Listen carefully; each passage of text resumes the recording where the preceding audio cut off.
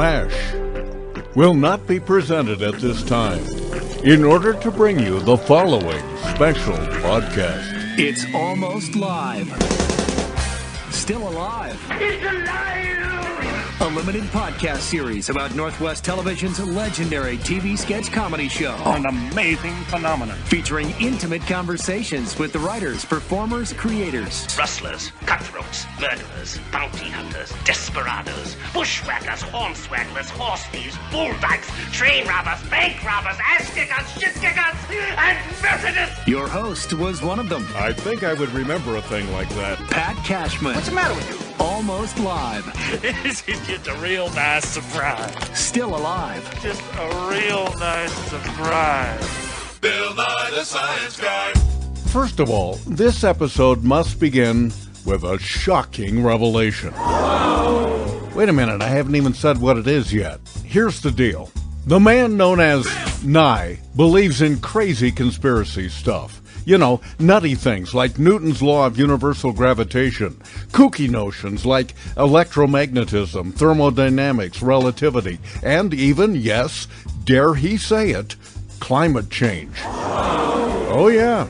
And get this, he also thinks that ideas not supported by observation and real data, or science if you will, have more rigor than ideas based on pure opinion, somebody's gut, or religious faith alone. Yes, what a whack job is Bill Nye the Science Guy. And yet, in these days when the science deniers and fabulists are lined up like the supervillains in a Batman comic, William Sanford Nye stands as a stalwart exemplar of the power of intellect, reason, and honest, provable fact. What a radical. So how did a kid from the tiny hamlet of Washington, D.C. become such a big deal? Beats me, and it beats Nye too, perhaps, as you will hear. Nonetheless, he's become a full-fledged American icon, a genuine institution, a major brand. Beyond his time on Almost Live, and we'll get into that, of course, because that's what this podcast is supposed to be about, the Nye guy has compiled a resume longer than Benjamin Franklin's. Yeah? For one thing, Franklin was never on Dancing with the Stars. Dancing the Cha-Cha-Cha. Bill Nye and his partner Tyne Steckline. Beginning in 1993, his wildly successful science show for kids. It wasn't called that. It was called Bill Nye the Science Guy. Show. And it aired simultaneously on both commercial and public TV. That's the first show ever to do that. It ran for 5 years and 19 Emmy Awards. Now, that alone might make for a landmark career. But the science guy was just getting started. Today, he has pretty much a continuous TV presence. He's a best-selling author, comedian, mechanical engineer, actor, and indefatigable science advocate. An entire documentary has been produced about him. I was interviewed for 2 hours as a part of that documentary. I was cut entirely from it, but I'm not heartbroken about it. I'm not. It's cool. Really. It's okay. Cashman, you want to stop the recording? No, I'm fine. We can always stop the recording. I said I'm fine! Okay. Bill is also the CEO of the Planetary Society. He's developed a sundial that is riding on the Mars exploration rover right now, and he's received a number of U.S. patents, including a design for a digital abacus. Damn it! He beat me to it. Currently, among all his other activities, he hosts a terrific podcast called Science Rules. It's one I listen to when I'm out for a run, to get away either from the travails of daily life, or from the law. He's also a fellow, or perhaps I should say guy, on the Committee for Skeptical Inquiry. Among other things, that committee investigates extraordinary claims, such as the one I started about how this podcast is the top-rated one in the world. Nonetheless, this man Nye is a guy who puts his science where his mouth is. He's passionate, sincere, dedicated, and about 5'11" and a half. He has places in both L.A. and New York, and I caught up with him in one of them doing the dishes. Bill Nye, the science guy. Hey there, Bill Nye, if that is your name. Yes. Now, is this audio only? Yes, it's audio only, so I don't need to see you actually doing dishes, but a little clattering would be okay. Let's see what I got here. I love how humble it is that you're doing dishes. Well, who's supposed to do them? Well, you should have servants by now in your career. Oh, yeah, sure I should. Okay, let me cross-circuit to this better microphone. Okay, good. Better headset. Wait right there. Yeah, I really did think it was 3 o'clock, and Christine's like, dude, Bill. Christine's your assistant. All right. She should never call her boss dude, but that's your relationship. Well, it's the other stuff that she calls me I didn't really want to reveal to you. Fair enough. It's pretty grim. You sound good. You sound good right now. You're on the other side. So I'm using the fancy Samsung Q2U microphone. Oh, God, it sounds rock solid. This is the best recording I've had so far. I'm going to have to record everybody over again. I use I do a podcast. This is the thing I use. I know. I listen to your podcast when I go running every day. I love you, man. And I also have some anechoic foam. Yesterday, we had Tony freaking Fauci on the podcast. Cool. I've had him on 4 times. I mean, like for reals. And what's the bottom line from him? We don't have this tiger by the tail. We're riding the tiger. Mm-hmm. And the tiger's going to go where it wants to go. You know, that's exactly what Dr. Buck Owens used to say. I've got a tiger by the tail, it's plain to see. Yeah, he had it right on the nose. Bill, you're a busy guy, so thanks for indulging this little podcast thing today. Pat, understand, Seattle, almost live, saved my life, made me who I am. I mean, Yeah. Okay. Well, I mean, so let's get started. Okay, here we go with Bill Nye, the science guy. And now we are underway. The slow talkers of America. I am the president and recording secretary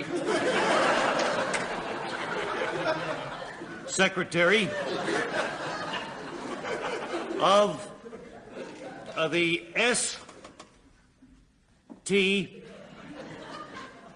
STOA. What does that stand for? Slow talkers of America. Ladies, are your ingots dusty? Do you need new ingots? You know them.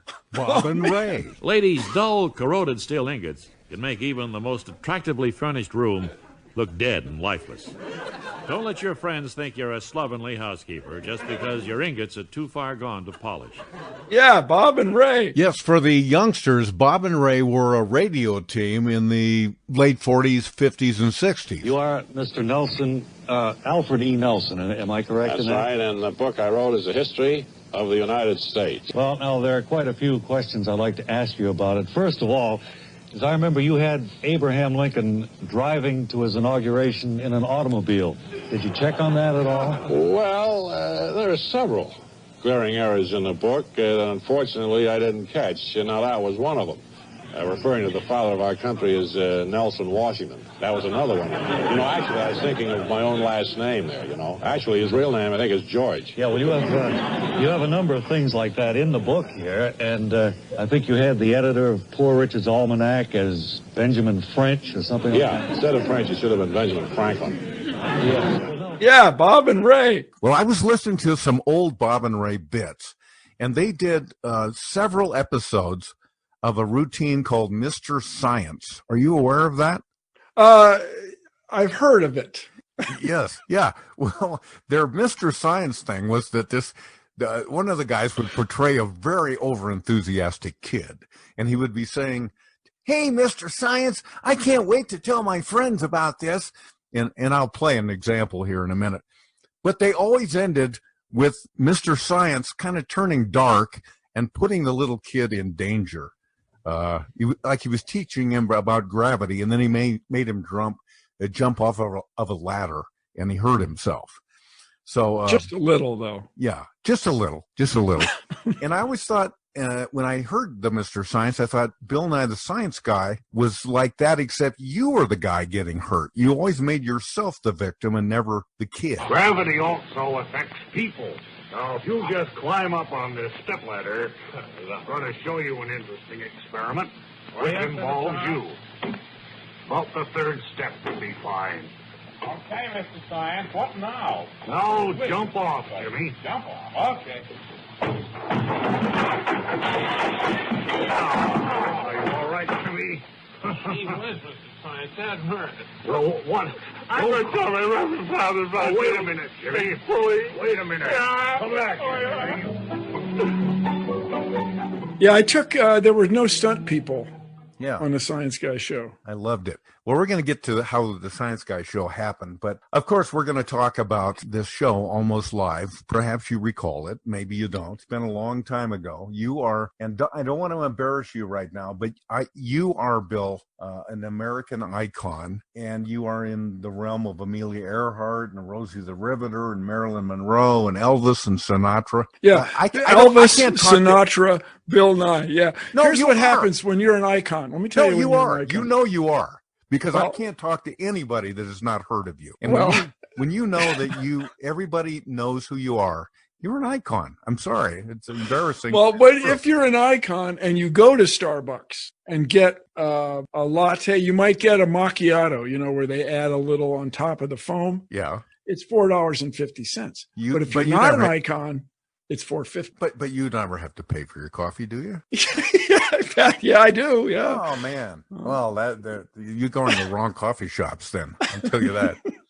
And I drink so much coffee because I lived in Seattle. You just get caught up in it. You have to. Yeah. Let's start for you.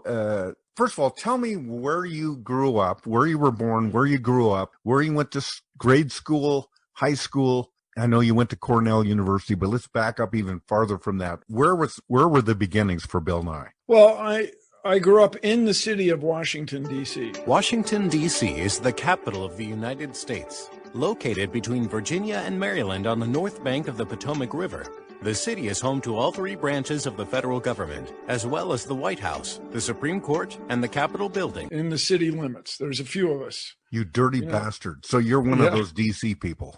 Yeah, that's right. I'm the ruling class. Both my parents were World War II veterans. I'm very, I think about the sacrifices they made. And my dad was, got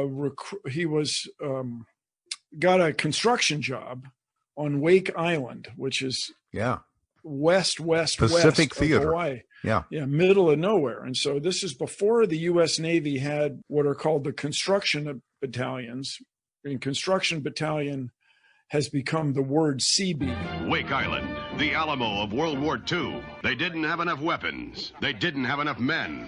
All they had were guts and each other. And before that part of the Navy existed, they hired civilian contractors. So my dad got, I guess through a family connection, got a job working with this construction company. At the beginning of World War II. Well, before World War II. Oh, so in the spring of 1941, summer of 1941. And it sounds like a pretty good job. They were in the tropics. They had movies quite often. And he said it would rain and they wouldn't move my microphone. They said it would rain and they wouldn't put on raincoats or anything. They sat there, tropical rain, warm, beautiful. And they would collect rainwater and so on. But then... Well, I collect rainwater myself just by standing outside. Raindrops, so many raindrops. It feels like raindrops falling from my eye. Yeah, well, that's a very Pacific Northwestern approach. So why were they collecting rainwater? Oh, because it's distilled. You can drink it. Oh, I see. It's like a desert there. I thought it was like a science thing, but he's no. If it was, that was left out. Okay. But they built this airstrip so that planes could land with landing gear. Before that, the planes would be like pontoons, flying boats, the Boeing Clipper. Right. And so if you were a business person doing business in Asia, you'd go from San Francisco to Pearl Harbor to Wake Island and refuel, and then you'd go on farther to the west to Asia. How long did your dad do that? Was he there through the whole war? Oh, so then everything was cool till December 8th, which was the same as December 7th at Pearl Harbor, because it's across the international date line. Yeah. Exactly. We interrupt this program to bring you a special news bulletin. The Japanese have attacked Pearl Harbor, Hawaii by air, President Roosevelt has just announced. And so they fought back for 2 weeks. He was a civilian, and there were Marines there, but everybody apparently, when stuff starts happening, everybody pitches in. And they were captured on Christmas Eve, 1941. My dad spent almost 4 years as a prisoner of war, at first in China, and then as the Japanese influence shrank, then on the South Island of Japan. How did I make a joke, Pat? You? Wow. And this joke is really funny. I'll cue you. But if you get a chance to be a prisoner of war, I say don't do it. It sounds like an adventure and stuff. It sounds like it really was hard, but he lived through it. And then meanwhile, my mother was graduated from Goucher College. So Goucher. In Baltimore, the city of Baltimore. The home of Edgar Allan Poe. Once upon a midnight dreary. If you were a guy like my mother's younger brother, or the guy that my mother's sister married, you went to Johns Hopkins University. My dad went to Johns Hopkins. I've heard of that one, yeah. Yeah, anyway, and that's where they went. But if you were a woman, you went to Goucher College, which is a liberal arts school in the city of Baltimore. Now, I've heard of Gaucho College. I believe that's in South America. In the countryside of Argentina, cowboy life has scarcely changed over the past 3 centuries. The gaucho is a hero here. Yes, and it was frequented. It was supported by a huge grant from the Marx Brothers. But that aside, Groucho, yeah. Does Goucher College still exist? Oh yeah. So they had the misfortune of having me be the commencement speaker last year, but they got through it. Thank you all so much. Thank you so much for including me today. Ladies and gentlemen, distinguished faculty, distinguished speakers. For your entire life, I imagine, you've heard people say you are the future.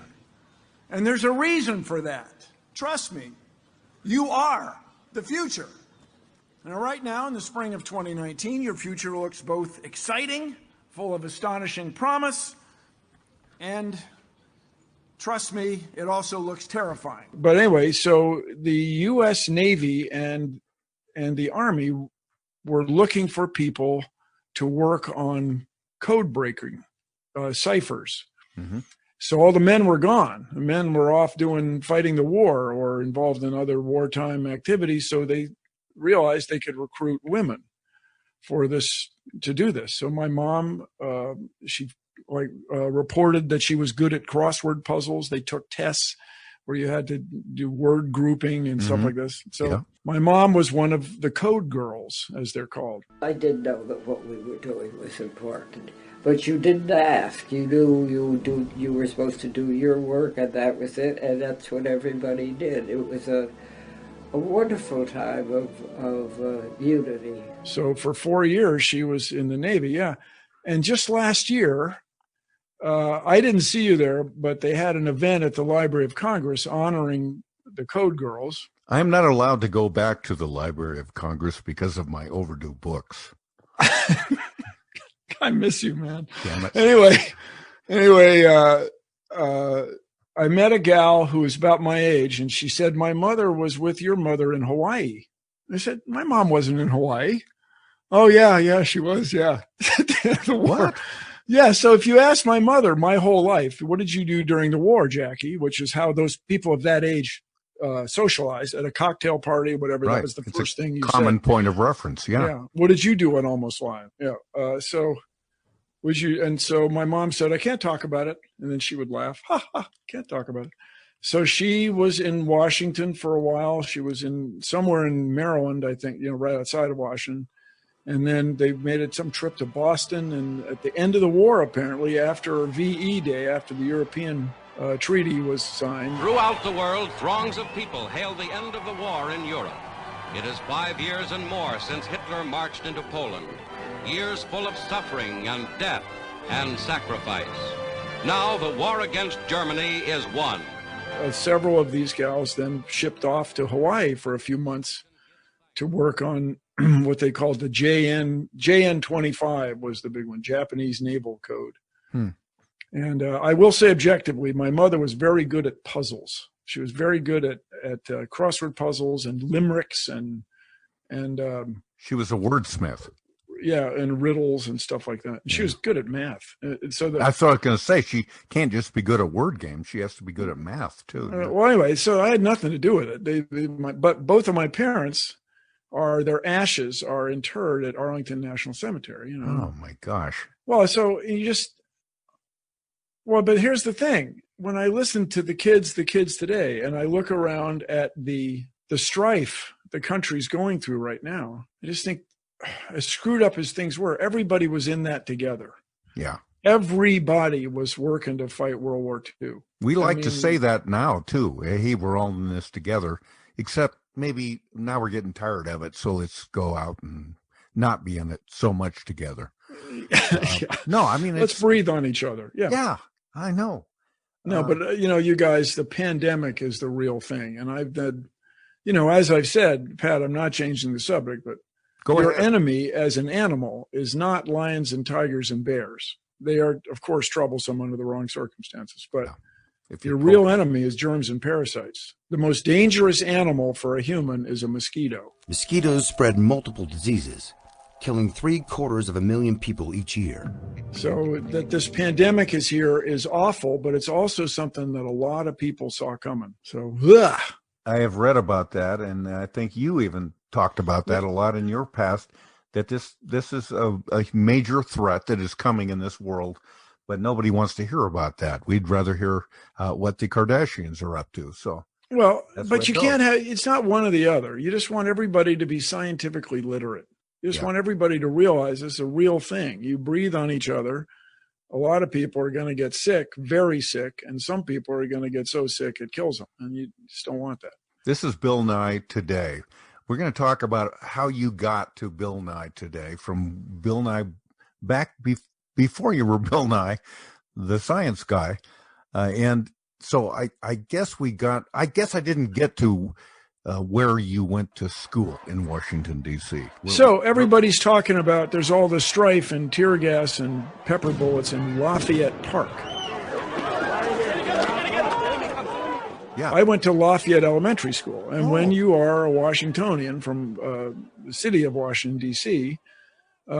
which should probably be a state, right? Very difficult to make it a state because conservatives realized it would give a few 100,000 people a vote and maybe a senator. Yeah. And they would almost certainly be progressive or liberal voters. Almost certainly. Yeah, my parents, were both veterans of World War II, but they were both pretty solid progressives. Somewhere in the middle of all of those great stories, maybe you said it and I missed it. How did your parents meet? Oh, so if you went to Hopkins and Goucher, you met at a college mixer or two. Okay. And my mother always said my dad was the best dancer. That appealed to her. And that you've inherited because you're a great dancer. I like it. But so where did you go to high school? I mean, you went to grade school in Lafayette. Is that Lafayette? So it's this Lafayette is a big figure in the Washington D.C. area. I mean, there's a lot of things named after him. The Marquis de Lafayette was America's most prominent, helpful, and famous foreign participant in the Revolution. His contributions to the Americans' revolutionary cause are so numerous that dozens of places around the country are named after him. But including my elementary school, then I went to Alice Steele Junior High. And then a guy, this was in the early days of busing. And right now it is so relevant and it has affected me. I look back, it affected me profoundly. but a guy got shot, not in my middle school, but in the next one over. And when I what year would that have been? 1972, I think. No, I misspoke. 1970 probably. 1970. Okay. Guy got shot, and my dad was a native Washingtonian, very loyal to Washington. He was concerned, but not too concerned. My mother just wigged out, and so they had me apply to a very well-known private school in the Washington, D.C. area, Sidwell Friends. Oh, yeah. I think didn't the Clinton's daughter go there? Yeah, and the Obama. This is an elite school that has been teaching presidents' kids since Teddy Roosevelt. Both in my public school and in the private school, a lot of your friends were the sons and daughters of congressmen and senators. It's very common. And every 4 years, they'd all leave because somebody didn't get reelected. But anyway, then at Sidwell was quite an education. I mean, it shows you what you can do as in education if you have resources. If people don't come to school exhausted from being on buses for an hour and a half, people don't come to school angry. Just the deep racism is set aside because of the economic success of everybody. Everybody comes from a good enough background. And so it changed my life. You know, I just had amazing teachers, especially amazing physics teacher who really encouraged me to apply to Cornell University. And I did not believe I would get into Cornell University. That seemed incredible to me. Huge Ivy League college. Yeah. Were you a good student from the start, or did I was okay? You know, I was okay. I was good at math and science because I loved it. It was okay. In English, you know, I love words. I'm crazy for words. We have a whole expression, nibonics, about my way of speaking. What's a nibonic example? Well, what you might call a pen or pencil. And I would. If you're at the grocery store with a checklist, it's a cross-off-a-fire. I think I'm going to start adopting some of those now. Cross-off-a-fire is a popular noun. Like it. And so at Cornell, that you got in is pretty impressive. That proves that you were good. It was a clerical error, I think, but not likely. So I did okay. Yeah. So, and you got a degree in mechanical engineering, I believe. Yes, right? I like bicycles. I like bicycles and airplanes, and that's what mechanical engineering is all about. And then, Pat, I got the dream job. So I was in the spring of 1977. I had a professor who really liked me, and I was doing well in something called control systems, which is a branch within the branch of mechanical engineering: thermostats, autopilots, cruise control. And then I had this extraordinary course in astronomy from Carl Sagan, this very well-known astronomer. I took a freshman. Kids, you need to find out who Carl Sagan is if you youngsters don't know. Well, everybody knows. Yeah, everybody knows Cosmos, hosted by Neil deGrasse Tyson. Right. The cosmic calendar begins on January 1st with the birth of our universe. It contains everything that's happened since then up to now, which on this calendar is midnight, December 31st. On this scale, every month represents about 1 billion years. Well, that's based on the original show released in 1980. It was hosted by Carl Sagan. But huge show that I watched religiously.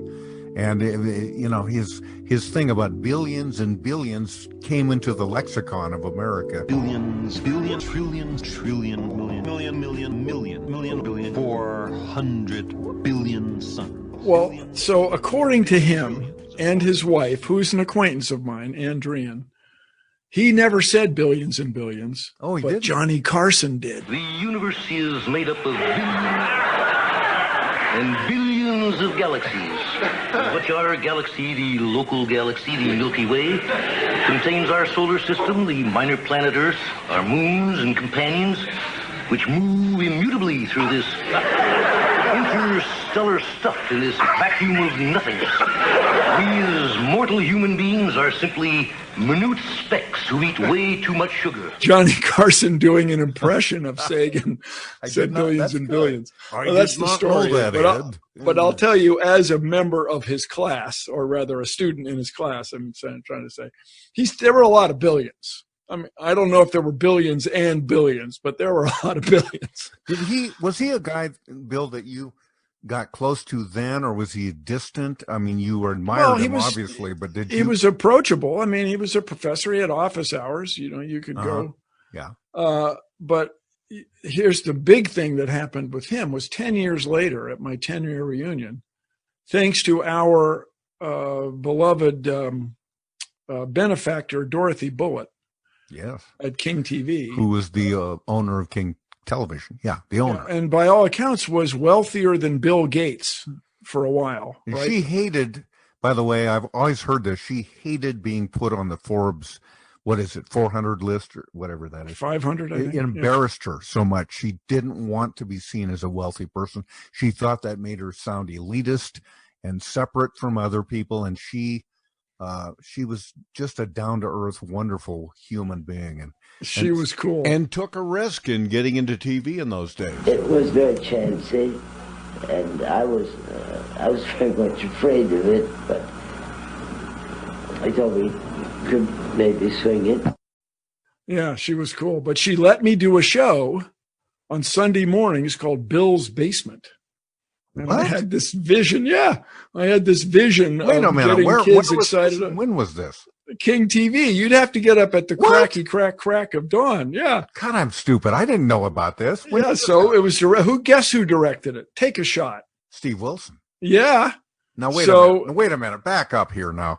I thought you first came to King on Almost Live, and you're telling me you did something before. Oh no, I came at Almost Live. I came on Almost Live for sure. And then that came after. Or during? Yeah, well, as part of, during, yeah. God. So I would... Where was I? I must have been really You were making a living running the marketing department, being hilarious. I think I was pretty deeply into Blow at that time, too. And I just think you're kidding. Yeah. I can't remember that. Anyway, I said to Carl, at my 10th reunion, I arranged through exchange of paper letters. You may remember this technology.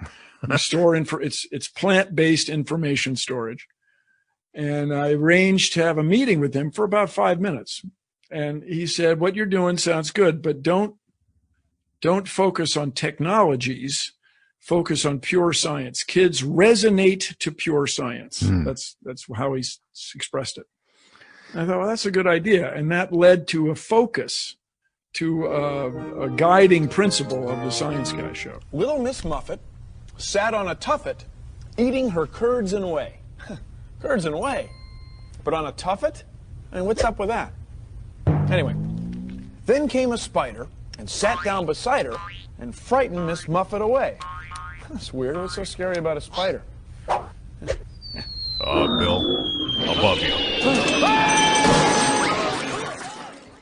But when you came west, you were recruited, and correct me if I'm wrong, but you were recruited by Boeing to come to work for them because among your other science interests was flight. You loved the idea airplanes, of airplanes. Yeah. And I wanted, at that time, I had it in my head, I wanted to work on commercial planes. I didn't want to get involved in military,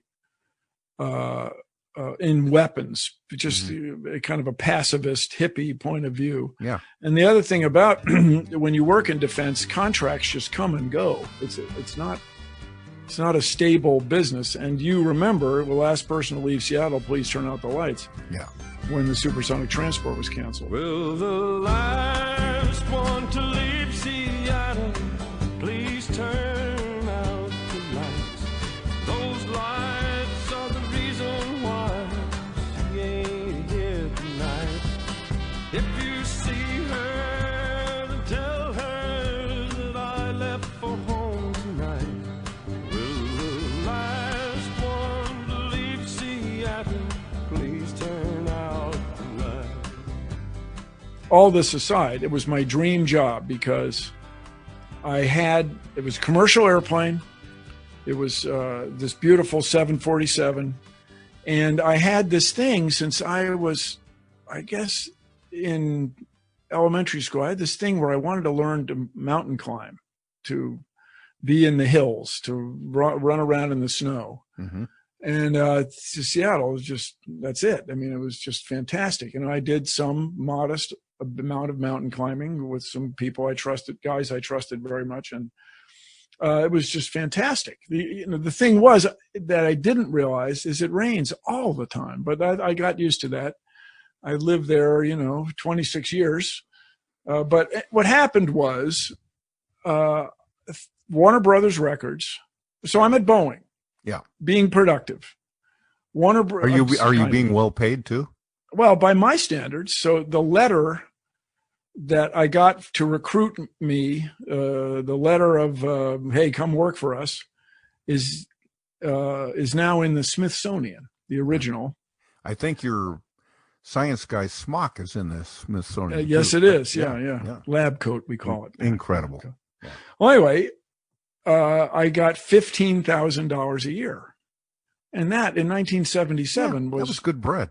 Oh man, you could live. I could get a car. I could have an apartment. I mean, I could be like a guy. It was cool. So was this a desk job? Were you just at a desk all day, or what did you do? Yeah, most of the day. But the big thing that I enjoyed, frankly, was going to the factory, which I did, often enough. And they gave me responsibility to run this little test in Everett. In Everett? Oh, in Everett. Okay. Yeah, and I go to Renton once in a while. I took a couple Boeing classes in Everett about materials and some autopilot control system, these things that the company standards.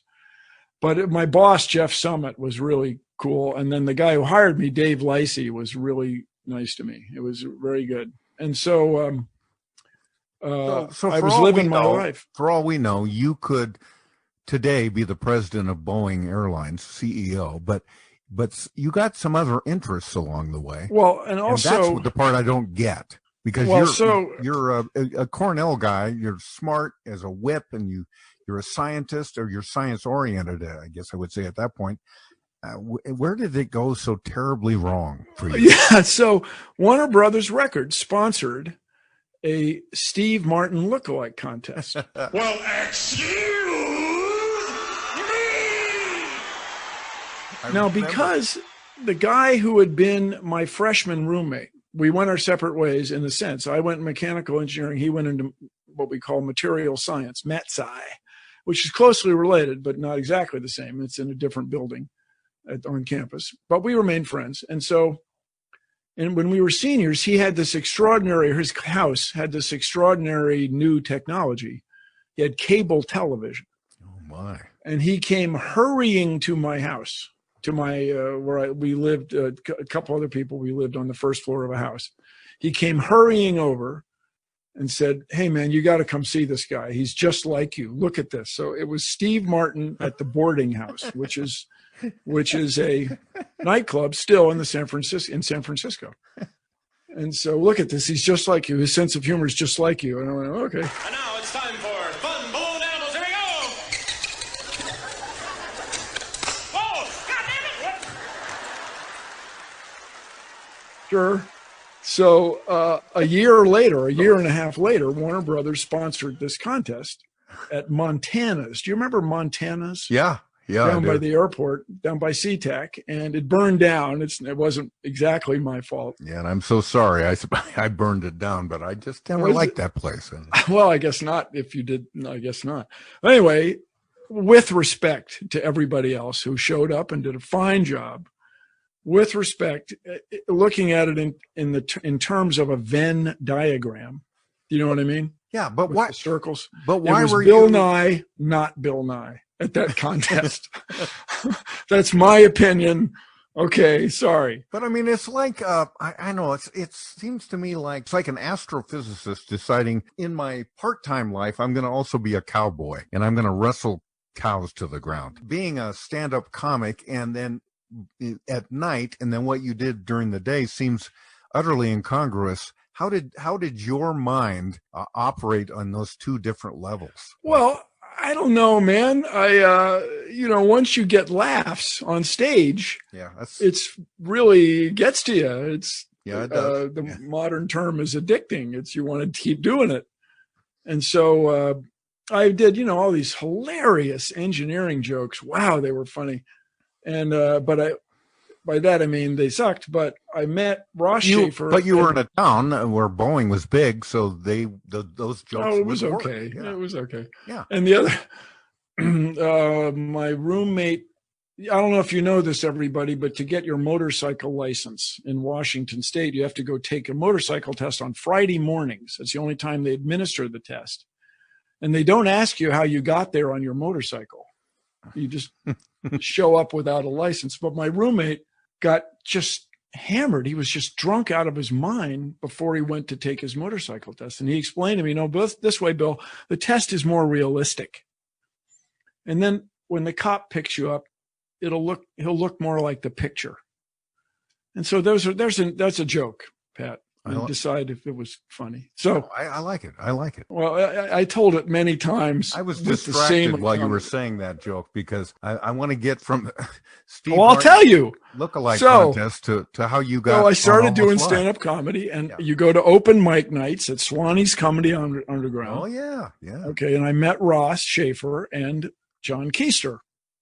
So at the end of the first season of Almost Live, they made it. They had it so that it would be John's episode. John Keister was going to get a chance to do a whole episode featuring him instead of Ross Schaefer.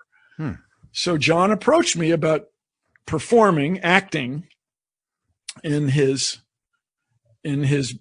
bit, his sketch, his half-hour-long sketch. I said, okay. So I played a crazy guy wearing a pyramid straw hat. I remember that.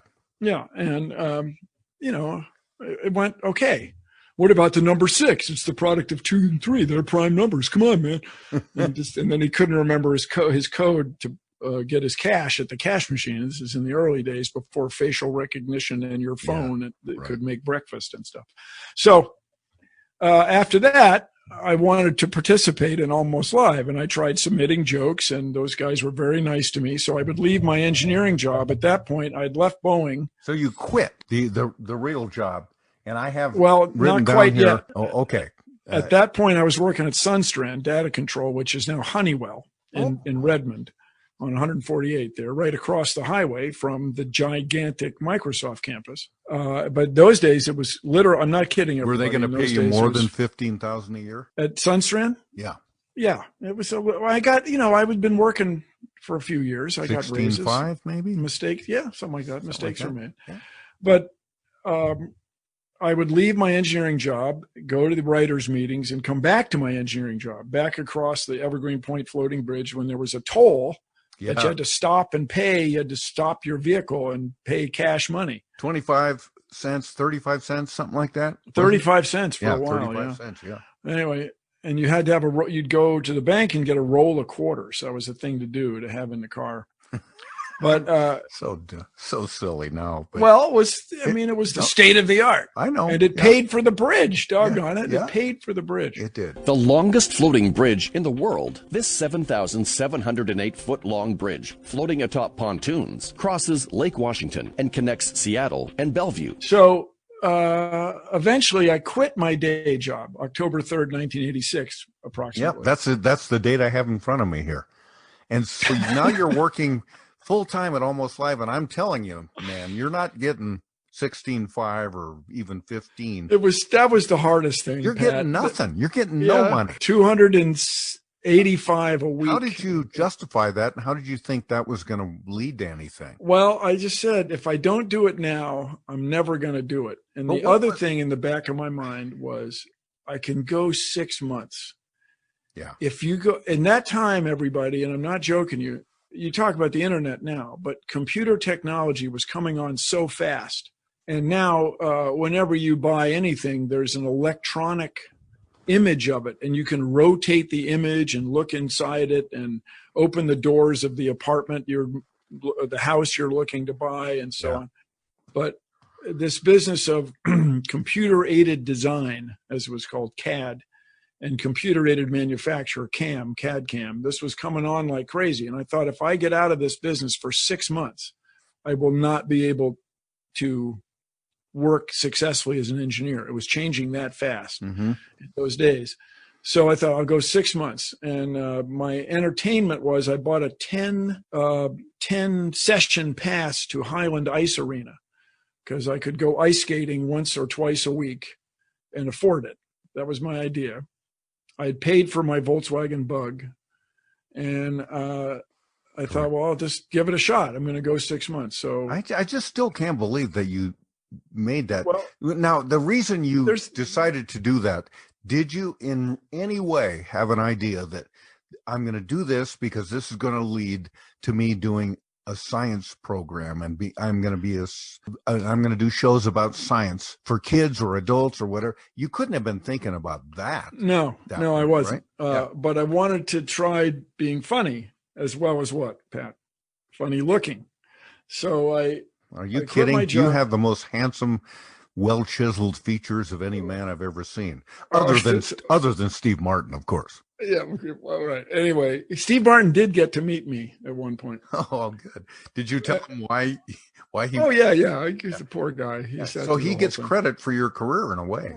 Oh, absolutely, he does. But he has done his best, of course, to distance himself. Well, sure, understandably. But I kid because I love. So anyway, there's an old saying, in general, writ large, people don't regret what they do, they regret what they don't do. And so, there's, of course, a few things that, I'm sorry the gun went off. It's like, that's one. But I just figured if I didn't do it then, I'd never do it. So, but the it that you're doing is what it fascinates me because. So what did you think? What did you think the it would be? I don't know. Successful career in comedy. Oh, okay. So you comedic performer, acting. So you saw yourself maybe being in stand-up in sitcoms, maybe. Working my way to Saturday Night Live. Yeah. And, okay, that's reasonable. I get that. A couple of movie deals. No, so. Ross had a thing every day. He would take listener questions because he was also the DJ on KJR, your very own KJR. Yeah. A station so old. How old is it? Only has 3 call letters. That's how long it's been. That was a huge station at the time, Pat O'Day. They were getting, back in Pat O'Day's day, they were getting 42% shares. I mean, almost half the people listening to any radio station were listening to that one. That's how big it was in Seattle back in the day. This is KJR, serving the Pacific Northwest from Seattle. And Ross was part of it. He was a popular DJ on the evening drive. Simultaneously doing Almost Live. Yeah. So he had somebody called in, and it was about the Back to the Future movies. The guy said so many gigawatts. And I just, for some reason, got it in my head. I called him. I go, Ross, it's Bill Nye. You can say gigawatts, but we kind of prefer to say gigawatts. And it was like, okay, fine. You're going to give this sort of advice. Yeah, I'll give you this advice every day. And so then it became a thing. Every day at 4:35, I would call and do my best in hilarious comedic fashion to answer listener questions. A lot of asparagus questions, a lot of why do I shiver, all these sort of things. But yeah, and did you always know the answers, or did you? Well, you'd have to make your way through it. Do what you can. Well, but I did read Science News. I recommend Science News to everyone. A cute, happy little magazine every week. I recommend it wholeheartedly. But then, in January of 1987. Somebody didn't show up for Almost Live, and the story is lost in antiquity. Well, my notes show that it was Geraldo Rivera. Let's say it was Geraldo Rivera. We don't know. Let's go with that. I'm Geraldo Rivera, and you're about to witness a live television event. A massive concrete vault has been discovered. Some think it belonged to none other than the notorious Al Capone. Somebody didn't show up, and you got a show to do. And even though it's called Almost Live, it's essentially a live show. And if somebody doesn't show up, what are we going to do? We got to fill. You got 6 minutes. Yeah. So Ross is at the end of the table. He's got to go to do his radio show. Well, Bill, why don't you do that stuff you're always talking about? You could be Bill Nye, the science guy, or something. Well, anyway, I got to go. So he came up with that name. Yeah, Ross Schaefer did. And I remember him credit for that.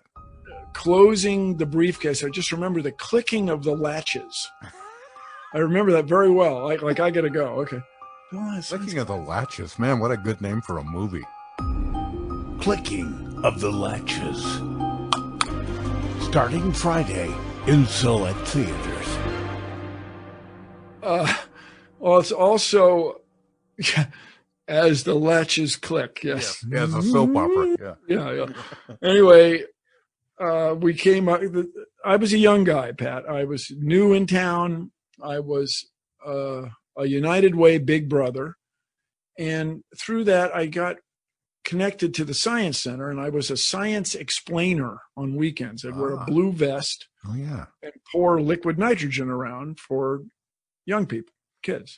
And, we talk about the science of cold and molecules, and isn't this fun? And so I did on the first show, the first show as the science guy, appearance as the science guy. Because you were filling in for the guests that didn't show up. It was a spontaneous decision. We got to do something. Let's let Bill come on as this science performer. And liquid nitrogen is not something I could go down to Rite Aid and buy, right? No, but it's cheaper than gasoline. If you know somebody, you can get liquid nitrogen. Your dentist has liquid nitrogen. Your physician, any dermatologist has liquid nitrogen. It's used in all sorts of industrial processes. If you buy a sandwich at Starbucks, it was frozen with liquid nitrogen because it's absolutely, completely, totally non-toxic. I mean, we breathe nitrogen all day. Is it the same thing as dry ice? No, that's carbon dioxide. Oh, carbon dioxide. Okay. Yeah, See, and it's that shows you liquid that's nitrogen. why I'm not the science guy. You are. It's one of the reasons. So how did you? So they put you on the spot. We want you to do a demonstration of some kind. Did it immediately say, "I know, I'm going to do this liquid nitrogen thing"? Well, I talked it over. If you know Jim Sharp, I talked it over with Jim Sharp, and the producer of the show at the time, from Port Orchard, Washington. And we agreed on this, and we decided to do the household uses of liquid nitrogen, because we've all got liquid nitrogen around, of course. That's the premise. And the celery that was limp gets crisp. Liquid the onion, nitrogenized. You hit it with the knife, and it sounds like breaking glass. Very satisfying, the layers of onion. And then the payoff, the thing that I did every weekend at the Science Center, was you chew the marshmallows. That had been dipped in liquid nitrogen. Or froze, you let them sit there about 10, 15 seconds, and then you chew them, and steam comes out of your nose. You can't beat it. Oh my God! It was, but nobody. I mean, most viewers never saw anything like that, and it blew their mind. Well, the other thing was my attitude was like, this is how we roll. We science people just chew marshmallows and liquid nitrogen. This is how we sustain ourselves. Well, it's just, what do you do with marshmallows? That's weird. Roast them? Wow. We don't eat regular meals. We always do this. And so on. So it was funny. And then Ross wanted me to be on about every 3 weeks doing something or other. There's a guy on our own staff who has a degree from an Ivy League college, don't you? Yeah. Carl Sagan was Carl Sagan and I were like this. Hey, Carl. Hey, Bill. Hey. Yeah, that's what it was. So that's why we present Bill Nye, the science guy.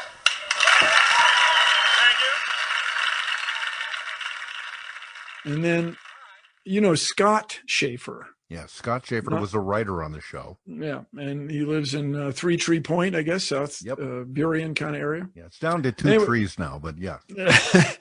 Anyway, I remember him saying to me, "This could be a recurring character, Bill," as I came off the stage. I came off that set there. And, he was right. It was Very cool. And so, him, yes. But then, because, when you work on a comedy show, you want a recurring character. Yeah. That's what you want. You watch Saturday Night Live. What you want is the girl you're sorry you started talking to at the party. You want Poppy. You want you want to be on Weekend Update is what you want. So, So you figured that might work.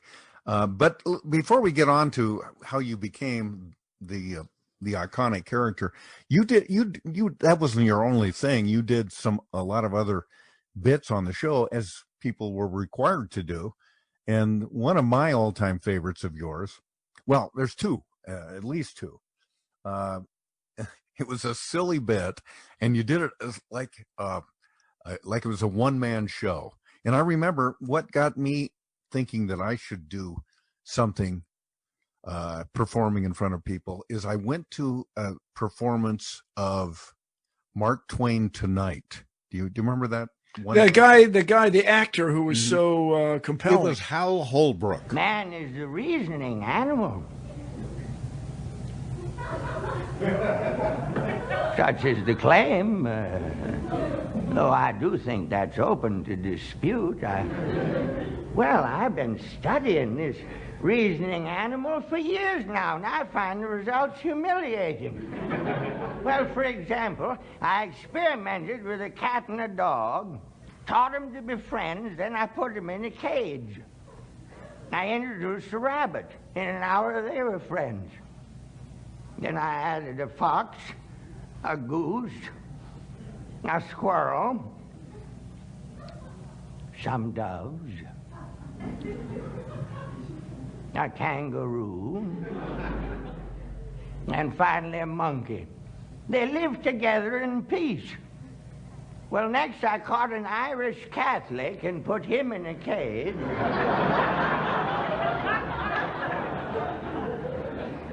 And as soon as he seemed tame, I added a Presbyterian.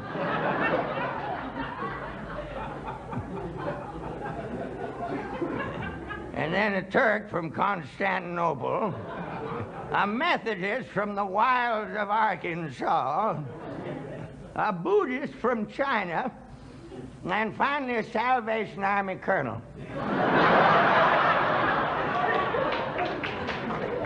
Why, when I come back, there wasn't a specimen left alive. Yeah, and I thought, gosh, I want to do that. Well, you did this one-man bit on Almost Live called Bill Nye is William Shatner. Oh, yeah. And it still kills me to watch it. Oh, come on, man. It was mediocre, but it was funny. It was so funny. The theater event of the decade is coming to Tukwila in a moving one-man show. Discover for yourself what theater goers everywhere are shouting. Bill Nye is William Shatner. Mr. Scott, I need more power. It is a material and a device called provable, which... Thrill again to Captain Kirk convincing a renegade computer to give itself up. M5.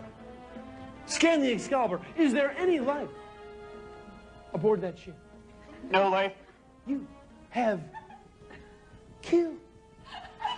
You have murdered. Thing is, at that time, one of the mysteries, everybody, for you television executives, is why did anybody cancel Star Trek? Star Trek was this fantastically popular series, Sure was. optimistic view of the future through science.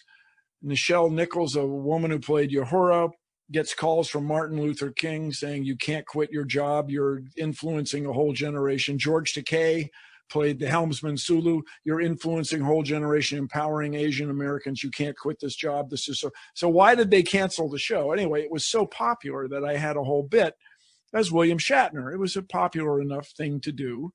Well, you proved to be correct because they had hugely successful movies after that. Well, now, well, God, it's on the series after. Oh, it still is. And yeah. There's still Star Trek conventions, and my dear friend Robert Picardo goes to conventions and signs pictures all day because people are crazy for it. So anyway, Bill Nye is William Shatner. Here's the line I remember. You have destroyed. You have murdered. You have killed. Yeah, but I mean, imitating William Shatner is not, well, it's over the top. That's his whole thing, but Con.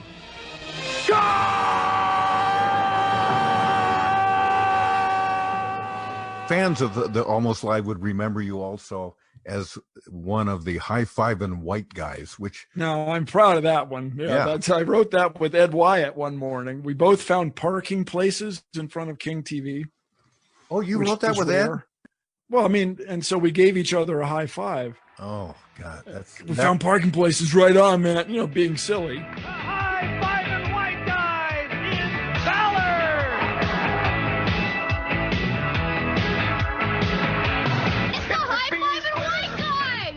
Cool! They're proud of their Scandinavian heritage!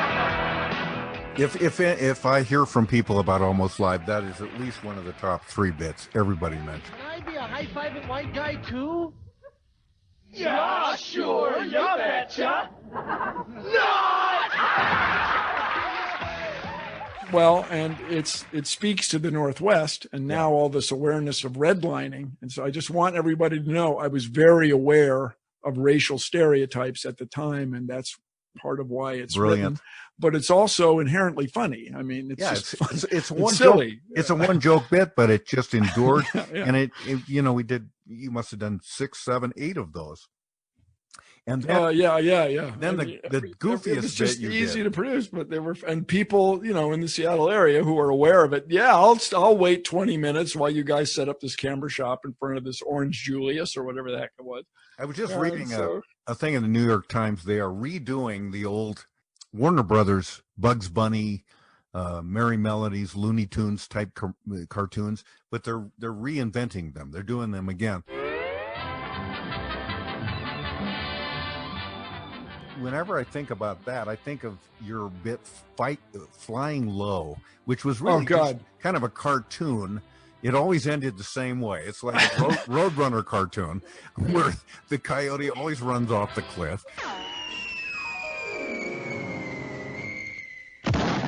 Pat, now look, you were involved in that. You were very gracious to me, and I still appreciate it, and I've told the story how much I appreciate it. As a kid growing up, I came to realize that the guy who plays the character, Rock Hudson, for example, Jack Lord plays McGarrett. Heroic guy, yeah. Yeah, the heroic guy, the actor has to have a heroic name. Rock Hudson's real name, I don't know what it is, but it's Rock Dupree. It's probably not Hudson. Yeah, it's probably not Rock. So in Flying Low, it's Rick Jameson as Captain Flanker. Flying Low, a couple of guys who like to take chances and see the world up close. Flying Low, starring Jason Riker as Jeff Dawson and Rick Jameson as Captain Flanker. And you read it with your beautiful voice, your beautiful DJ voice. You read Rick Jameson as Captain Flanker.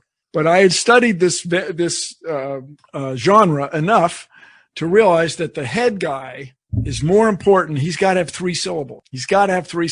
Yeah. And you went, okay, Bill. Starring Jason Riker as Jeff Dawson and Rick Jameson as Captain Flanker. It can't be Bill Nye. He goes, that's one stinking syllable. You were like, okay, Bill, Jesus, whatever. And you went right back in the audio booth there on the second floor and you recorded Rick Jameson as Captain Flanker. It's just funnier. 3 syllables is just funnier. I'm sorry, you guys. It's not my fault. It's just how it is. But Flying Low was a guy flying a plane.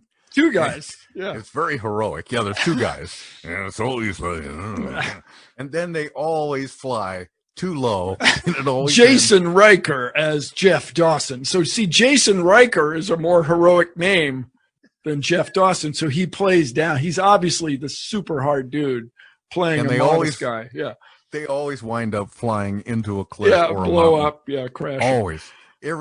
Every episode ends the same way. And the King Television helicopter pilots were very nice about it. They would shoot stuff and give it to us, shoot the intro footage coming toward a cliff, going down the river into a cloud. They would shoot it. Good to be flying again, isn't it, Jeff? Sure is, Captain. That mountainside was a tough break.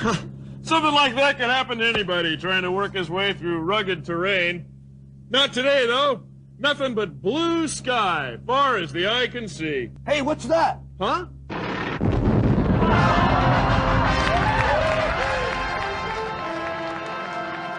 Yeah, and they weren't supposed to, because there was this schism between the King, very important news department, and this comedy show. Well, here's what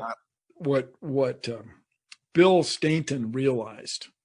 And maybe it's Keister. Let's go with John Keister realized that if you cast people from the news department in the show, then you'd build these bridges. Then everybody was your friend. Yeah.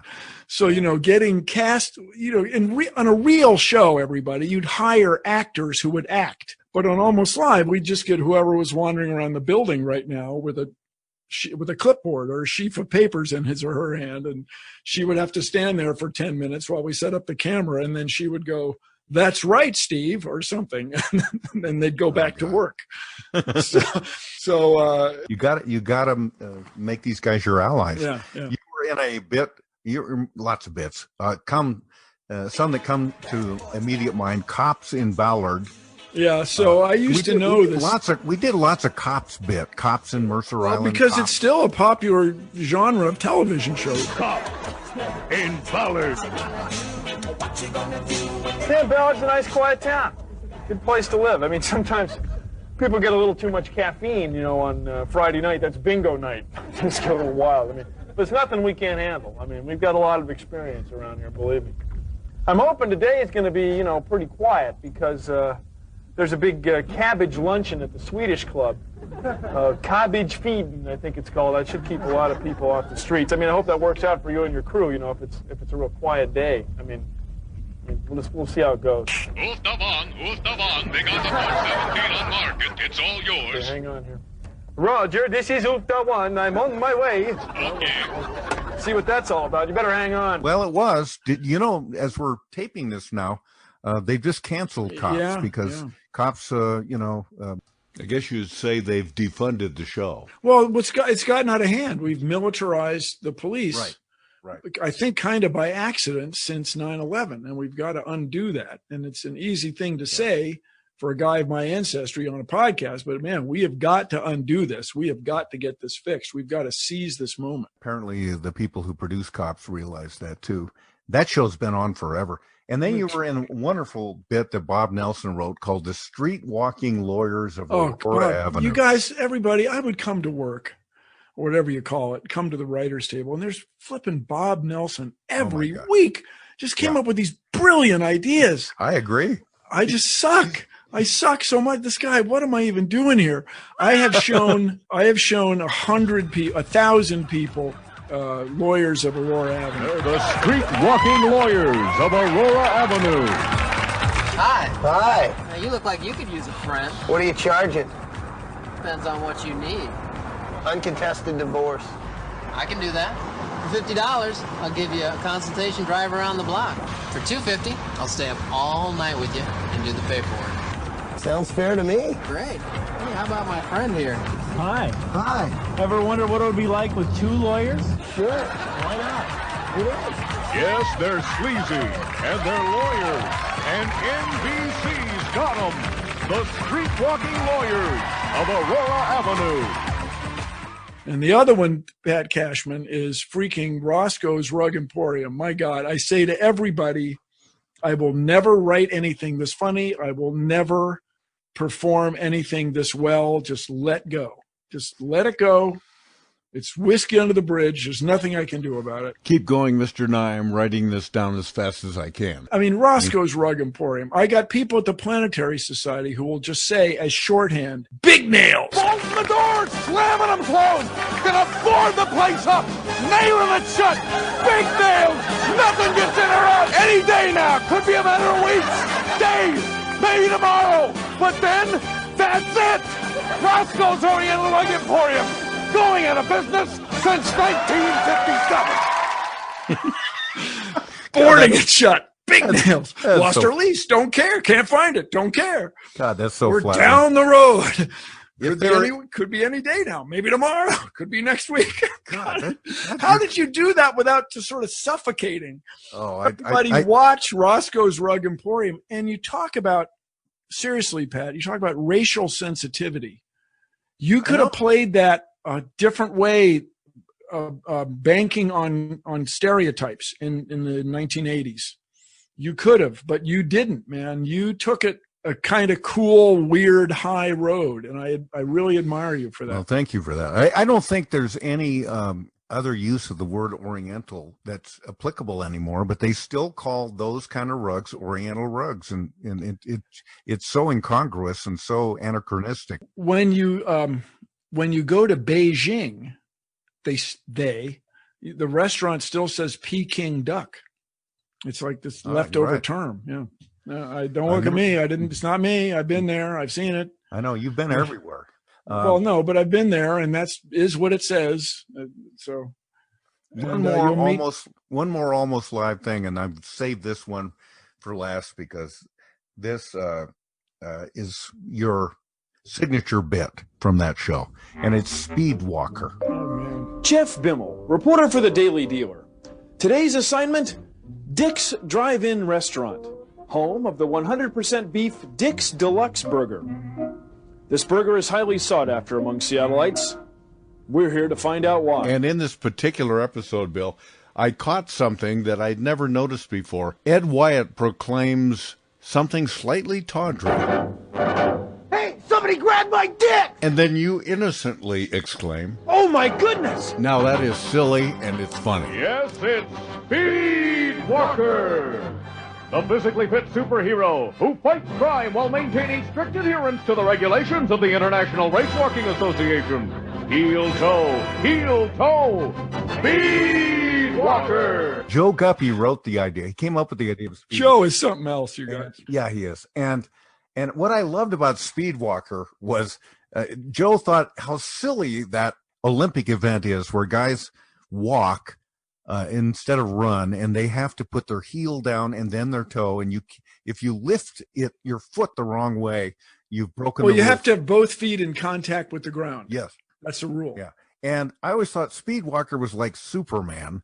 He had this super I mean, you have to power. have one foot in contact with the ground at all times. That's what I meant to say. One foot in contact with the ground all the time. So it means... Why would a superhero like Speedwalker Yeah. feel like I've got to maintain this rule while I'm trying to chase down bad guys? It's like Superman. He was so principled.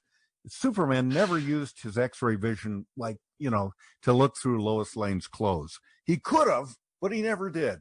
And as far as we know. As far as we know. And Speedwalker was like that. He never broke the rules of speedwalking, even as he was trying to get these despicable bad guys. Well, yeah. So we only really talk with three people.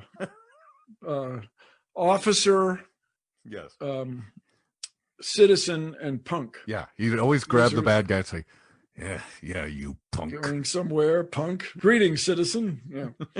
But, it was just once you had the idea, and this is all Joe Guppy's idea, once you had the idea, there's sort of, as I like to say, no goalie. I mean, it's just silly. There's a guy with a bomb, and you race walk after him. Like, come on. And that was contemporary with the first. And you Batman had a little cape on, but it wasn't a full-on cape. It was a half. Well, we're getting away. Cape, yeah. You're getting away if you had a full cape, yeah. And then the car wash, and then the one that they're all hilariously stupid, but where the guy gets on the bad guy gets on the ferry boat, and Speedwalker is able to race walk all the way to Tacoma Narrows, across Tacoma Narrows, back up to the ferry. Oh, God. And catch the guy. I mean, it's just fantastically stupid. Punk, you're going to jail, and we're not taking the scenic route. You know what? I could go on easily for another hour. Lucky you. But yeah, lucky me. But you have real work to do, and you have the real world to save. And well, you guys just keep in mind that let me just mention this, Pat. Okay. Seattle saved my life. Now, I got a job there. I didn't know anyone. And I showed up and I just started making my way, and I met some extraordinary people. And we made a show that in many ways, the Almost Live, stands the test of time. And the people that I worked with to create the Science Guy show, Jim McKenna and Aaron Gottlieb, were working on Seattle Today. Mm-hmm.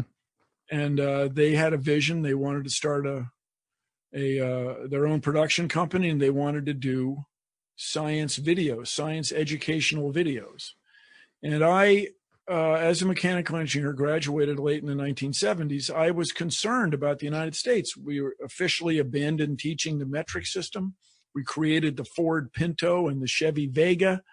And I was just worried about the future. And I wanted to get young people, kids, excited about science so that the United States could remain competitive technically as manufacturing and innovation. It almost seemed like everything ended after we got a man on the moon. Okay, that's all done. See you later, science. Yeah, people talk about that all the time, about that turning point. Yeah. And so that was a big part of it. And those guys, Jim and Aaron, those man and woman, they're just so creative. And you remember, I'm sure your listeners know Billy Kwan, Friend to Children. It's time for Mind Your Manners with Billy Kwan.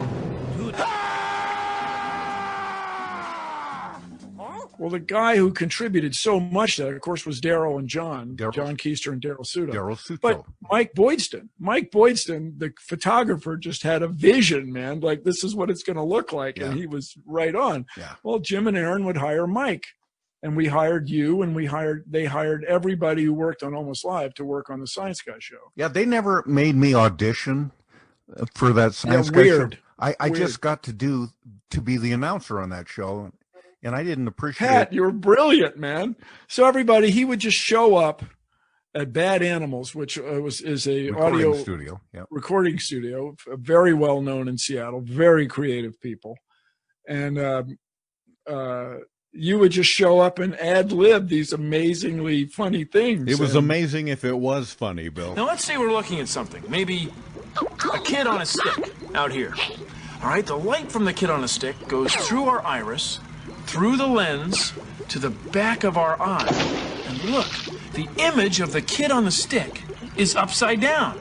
Isn't that wild? The kid on the stick is upside down. We heard you, Bill. The whole show would be done, and then there would be some little gaps or pauses in between scenes, and they just want me to fill them in. So it'd be stuff like, don't do that, Bill. Don't touch that. That's all. Ready? That's 3, all potato. 2, potato. 1. You just great show. They did a brilliant job, as did you. And but it all came from Seattle, from just the community there. And I know now we have a lot of awareness of redlining and people who didn't get a fair shake. But another thing that happened with Dorothy Bullitt is we were tutors in the Eye of a Dream program, and that was another cool thing. Yeah. For me anyway. And it was extraordinary, you guys. And I visit Seattle quite regularly. My physician, my family doctor is still there. I hope to go outside someday again. But he posts a lot of things about you on Facebook. I'm not sure if you're aware of that. Well, some of those are enhanced. Yeah. I don't think the thing about halitosis is anything the public needs to know. But here's the thing. Those lenses, they now have, you can replace the lens after it's been damaged. We're going nowhere. Go ahead, Pat. Billy, I'm begging this question, and you've already answered it. But do you think you would have been, this is the question I ask everybody, would your career, and it's been such an amazing career, you've did other shows, Eyes of Nye, your Netflix series, Bill Nye Saves the World. You're doing a podcast right now, which is immensely entertaining. I recommend it to everybody. You've written all these wonderful books, Unstoppable, Undeniable, Everything All at Once. I've read all of those books. And now you're doing kids' books, Jack and the Geniuses. There's been a documentary about you, Bill Nye, Science Guy. I could go on. But do you think that would have happened if you had not been stumbled onto this little show called Almost Live? No, absolutely not. Would you have found another way to get there? I don't know. You tell me. I mean, so I say to college graduates, I'm asked to do commencements quite regularly. I mean, well, at the commencement time of year, I say, just get started. Yeah. You don't know what's going to happen. You don't know where you're going to go, where life's going to take you. Just get started and find your way and see what happens.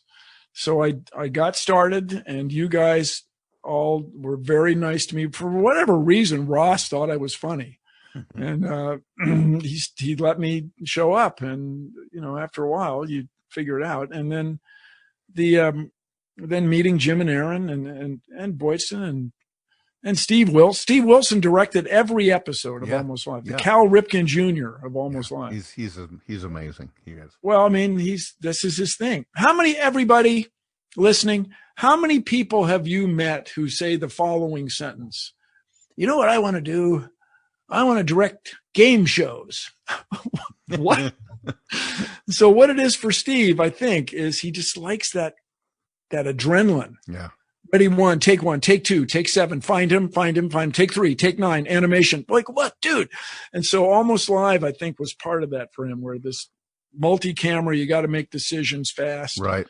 You know, he's funny. Everybody on that show was unbelievably nice. And that just doesn't happen on a show. I mean, I can't think of any big arguments that ensued during that time. Well, early on, there was some trauma. I'll tell you about who was going to do what. Maybe I wasn't there, but the only... Well, you had a job, Pat. The rest of us were freelance coming and going. But the reason I bring it up is because the only hard ass on the show was Steve Wilson.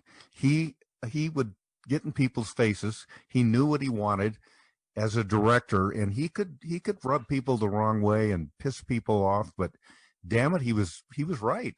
And if you don't have if you don't have one person like that, your show's not going to work. Well, it's just, I think I'm just defending Steve. It's got to look good on camera. That's not a criticism, by the way. Yeah, you can't turn your back to the camera. You got to stand in the light. Yes, we have to do it again because the microphone is not working where it is. Yeah. We got to do it again right now. We have a new show coming up. We got to clear the studio. Let's go, people. Somebody's got to do that. Yeah. Nowadays, you'd have a person called an assistant director. Right. The AD. They would be the bad cop. Yeah. Yeah. Barking. Clear the fire lanes. Don't make me have to kill you. But I'll tell you, the shows that I went on to work on, like, the other crew that's just really cool. If you've ever seen the show Blind Spot. Yes. I was going to bring that up I call a science fiction cop show.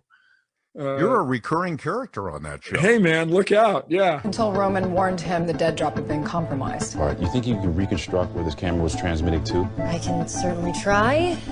Do or do not. There is no try. Hi, Dad. Wait, what? That's Bill Nye, the science guy. Yeah, also known as my father. So, Dad, I would like you to meet. I'm Kurt Weller, sir. I'm a huge fan. Oh, thank you. And you go by the name of Bill Nye, but you're not. Well, it turns out, yeah, it's just such a cool thing. But I was going to say, the people on that show have a great working relationship. It reminds me of back in the day. This guy Martin Giro just sets the right tone. It's cool. What fun for you to do that too. Oh man, it's acting. You look like you're having fun. Oh gosh. So the other thing is the gal. So the most popular character, they have a striking woman. Jamie Alexander plays Jane Doe, the woman covered with tattoos as part of this worldwide conspiracy. And they have Sullivan Stapleton, very good-looking young man. But the most popular character is Patterson, the young woman computer whiz who solves all the problems. And what is she to you? It turns out that her father not only looks like me, her father is Bill Nye, it turns out, in the premise of the show. And so, Pat, if we were on a talk show with actors and so on, gal's name is Ashley Johnson. She's just lovely. Yeah, she plays really Patterson. is striking. Yeah, she's just cool. She's just fun to hang out with. Anyway, her dad died when she was 8.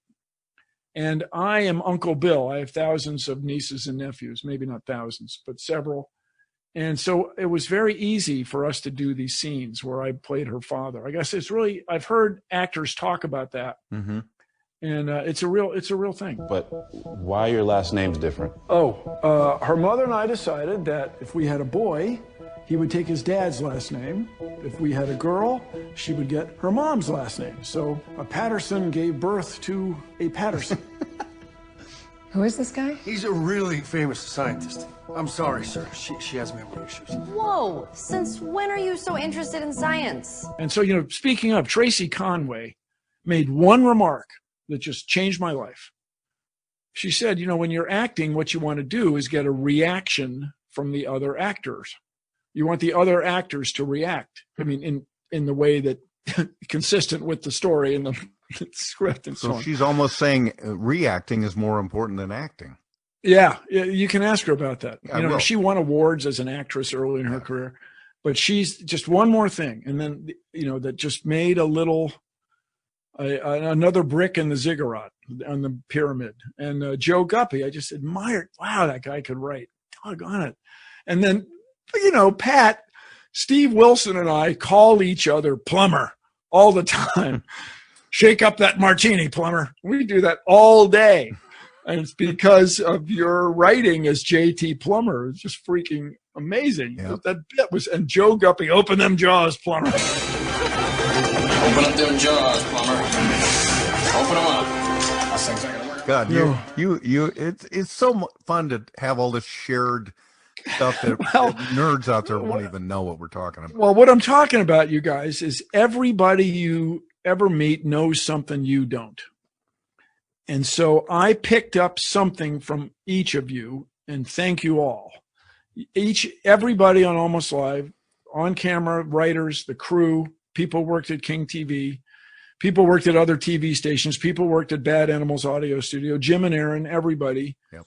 I got something from all of you. So thank you all. I'm not kidding. I'm not just blowing smoke. I can name a quotation from every one of you because it was really that's very it was cool, you know. That's really, but gosh, it was a lot of work, Pat. I mean, I was always anxious about money, and looking back, I just admire, you know, the other freelance actors, people who are used to being freelance, used to not knowing where the next paycheck was exactly coming from. Yeah. I was not used to that, and I admit it affected me a lot. The people I admire most in life are the people, and you're certainly one of them, who just work their ass off. They don't mail anything in. It's all hard work, and there's no great performer I've ever heard of that didn't work really, really, really hard.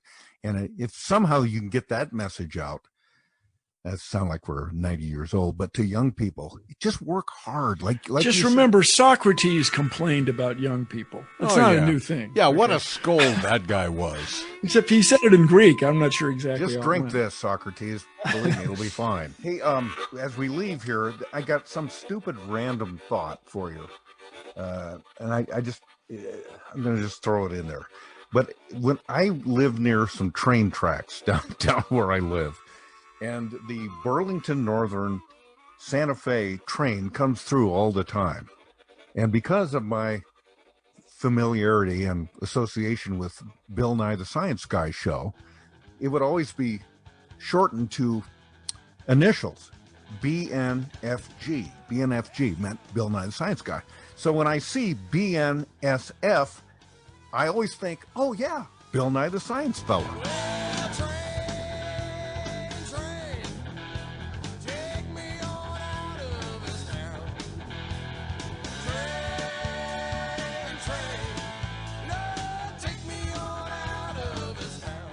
Fella. That's very nice. Isn't that stupid? But I think no, but I'm glad you go with fella. Yeah. There's other F words that people might put in there. Well, I can't think of what they would be. Bill, thank you. This is wonderful. Thank you, man. You're my hero. You're everybody's hero. If you can leave us with one thought to edify us now, especially during these tough times, that would uplift us, I'll let you have the final word. You guys, science does rule the world. This business of the pandemic is very serious. This business of systemic racism is very serious, but we are at a turning point.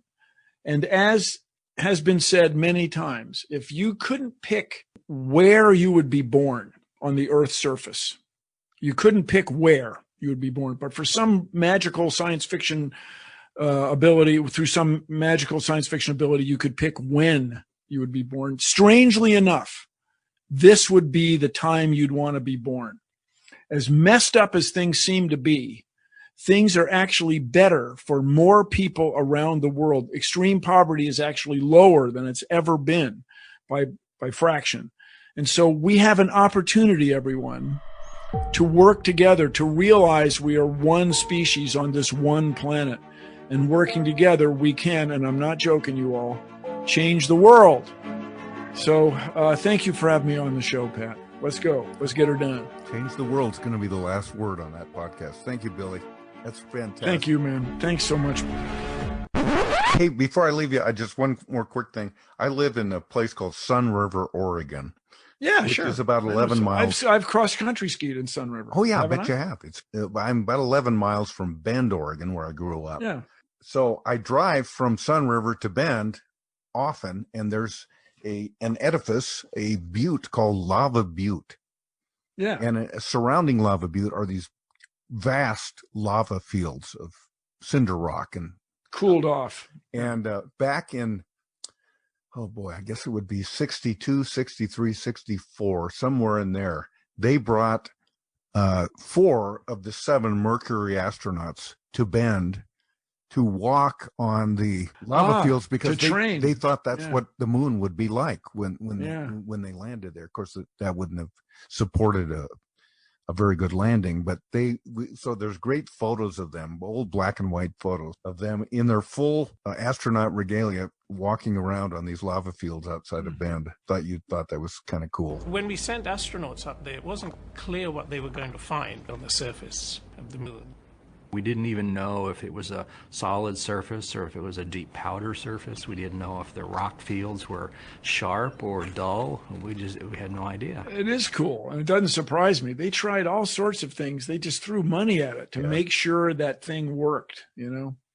We'll go to Bend, Oregon. There's a lava field. Let's go. Yeah, we're going to build a giant 60-foot deep dive tank so they can be in zero gravity, sort of. We're just going. But it was so crazy. You think about it, that was probably early. Did you see those guys then? You must have. Huh? Yeah. And I'm just thinking. Then they got to 1969, and they got a guy on the moon. The surface appears to be very, very fine-grained as you get close to it. It's almost like a powder. And it was all just to beat out the Russians. It seems like a silly premise for trying to rush things, but God dang, it worked. Yeah, it did. Yeah. So an interview I did with Leland Melvin. Have you ever heard of Leland Melvin? No. I wish I He's could a say space I've heard of shuttle. these people. He flew on Space Shuttle twice. Okay. And he went on to be the head of NASA's education office for 4 years. And he's a cool guy, and he's a black guy. And he talks about his experience with this cop pulling him over when he was making out with his high school girlfriend. And he tried to get the girlfriend to say that Leland was raping her, and she wouldn't say it. And he just talks about if it had gone just a little differently, he would have been in the prison system. And you just can't, if you're a black guy, you just can't get out of the prison system. Yeah. But then we also nerd out on rockets and SpaceX and the Falcon 9 and flying in space. And he has a cool turn of phrase in there. He says, when you're flying the space shuttle, if Yuri makes a mistake, if Mona makes a mistake, if I make a mistake, we all die. We all die. And he said, talking about his crewmates on these missions. And he said, that's what I want the world to understand, that the off-world experience can be brought down to earth, that if we make mistakes as human race, we will kill ourselves. We will run ourselves off the planet. Where is that going to be, Bill? On planetary.org. And he's just a cool guy, and his storytelling ability and his passion really is something else. He's just a Leland Melvin. And I guess he's probably in his 50s now, but you know, when he was flying, tried to play for the Detroit Tigers, but he injured his hamstring and he could never make it back. And then he got a job as a chemist at NASA, so he never chased it down any farther. He has a master's in chemistry. Well, I guess I'm glad he didn't make the Tigers, because it sounded like he did okay. He's a more significant figure. But it's really he's really a cool guy. I've been telling people about it. Well, don't ever stop telling people about such things and such people, and never lose your passion for, dare I say it, Bill, saving the world. All right, man. Thank you so much. My best to everybody. I was honored Carry by on. this, Bill. Thank you. Thank you, Pat. All right, man.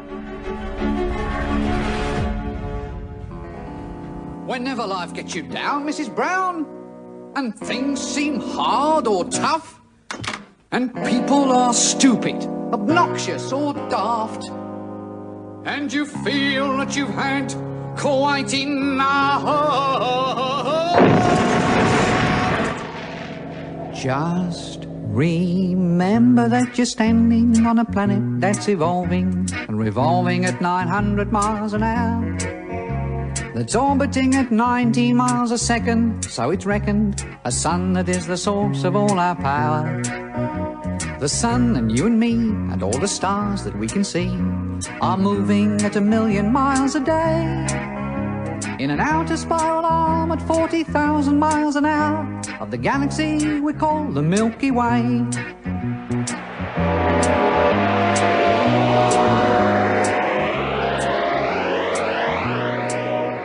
Our galaxy itself contains 100 billion stars. It's 100,000 light years side to side. It bulges in the middle, 16,000 light years thick, but out by us it's just 3,000 light years wide. We're 30,000 light years from galactic central point. We go round every 200 million years. And our galaxy is only one of millions of billions in this amazing and expanding universe.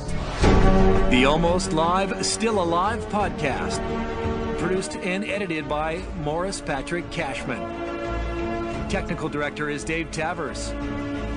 And special gratitude to the legendary Kenneth George Buford McCaw, Almost Live's chief archivist. And thanks also to King TV Seattle. This program was made possible in part by the 12th century nun and mystic Hildegard von Bingen, inventor of spoken language. And by Emil Berliner, creator of the microphone. And I'm your announcer, that kid from Sluggy, Chris Cashman.